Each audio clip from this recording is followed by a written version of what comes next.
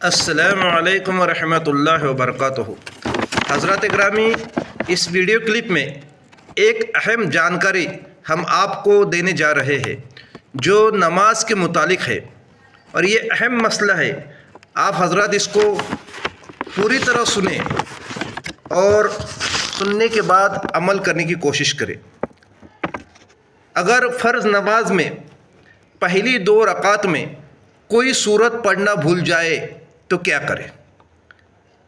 مثال کے طور پہ یوں سمجھ لیجئے کہ اگر کوئی فرض نماز پڑھ رہا ہے، 2 رکعت ہو یا 4 رکعت ہو، تو پہلی 2 رکعت میں سورہ فاتحہ کے بعد ایک سورت پڑھنا یا کم سے کم 3 آیتیں پڑھنا، یا ایک اتنی بڑی آیت پڑھنا کہ جو 3 آیت کے برابر مقام رکھتی ہے، یہ واجب ہے۔ اور تیسری اور چوتھی رکعت میں صرف سورہ فاتحہ پڑھنا ہوتا ہے۔ اب یوں سمجھ لیجئے کہ پہلی رکعت میں سورہ فاتحہ کے بعد اگر کوئی سورت ملانا بھول گیا تو اسے تیسری یا چوتھی رکعت میں وہ سورت پڑھنا واجب ہے۔ یعنی تیسری اور چوتھی رکعت میں ہم سورہ فاتحہ پڑھتے ہیں، لیکن اگر وہ پہلی رکعت میں یا دوسری رکعت میں سورت پڑھنا بھول جائے تو اس پر لازم ہے کہ وہ تیسری یا چوتھی رکعت میں سورت ملا کر پڑھے۔ مثال کے طور پہ میں آپ کو بتاتا ہوں، عصر کی دونوں رکعت میں اب وہ سورہ ملانا بھول گیا تو تیسری اور چوتھی رکعت میں سورت ملانا واجب ہو جاتا ہے۔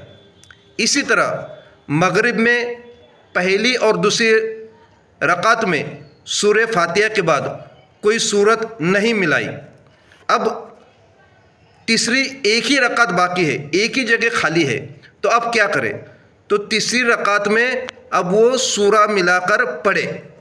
اب جگہ چوتھی رکعت کے لیے ہے نہیں، اس لیے اب چوتھی رکعت نہیں پڑھے گا تو سورت ملانا ساقط ہو جائے گا، لیکن آخر میں اسے سجدہ سہو کرنا پڑے گا۔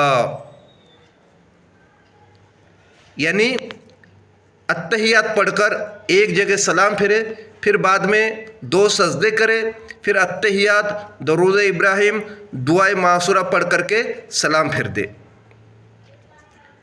سمجھے آپ کہ اگر کوئی پہلی دونوں رکعت میں سورہ ملانا بھول جاتا ہے تو اسے حکم ہے کہ تیسری اور چوتھی رکعت میں سورہ ملائے، یہ واجب ہے، اور آخر میں سجدہ سہو کرے۔ اب ایک اور مسئلہ، نماز ظہری، یعنی جو نماز بلند آواز سے پڑھی جاتی ہے، امام صاحب جو نماز بلند آواز سے پڑھتا ہے اس کے متعلق سنیے۔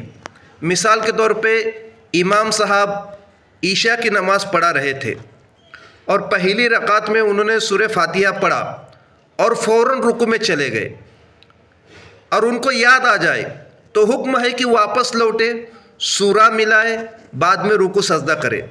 لیکن خیال میں نہیں آیا اور اسی طرح سجدہ کیا گیا تو اب واپس نہ لوٹے، بلکہ تیسری یا چوتھی رکعت میں اب ان کو سورہ ملا کر پڑھنا ہوگا، سورہ فاتحہ کے بعد ایک سورہ ملا کر پڑھنا ہوگا، اور وہ بھی بلند آواز سے پڑھنا ہوگا، اور آخر میں سجدہ سہو کر کے اپنی نماز کو مکمل کرے۔ یہ اہم مسئلہ ہے، آپ حضرات اس کو سمجھیں۔ اگر کسی کو معلوم نہ ہو تو اسے بھی یہ مسئلہ بتائے تاکہ اس کی نماز بھی درست ہو جائے۔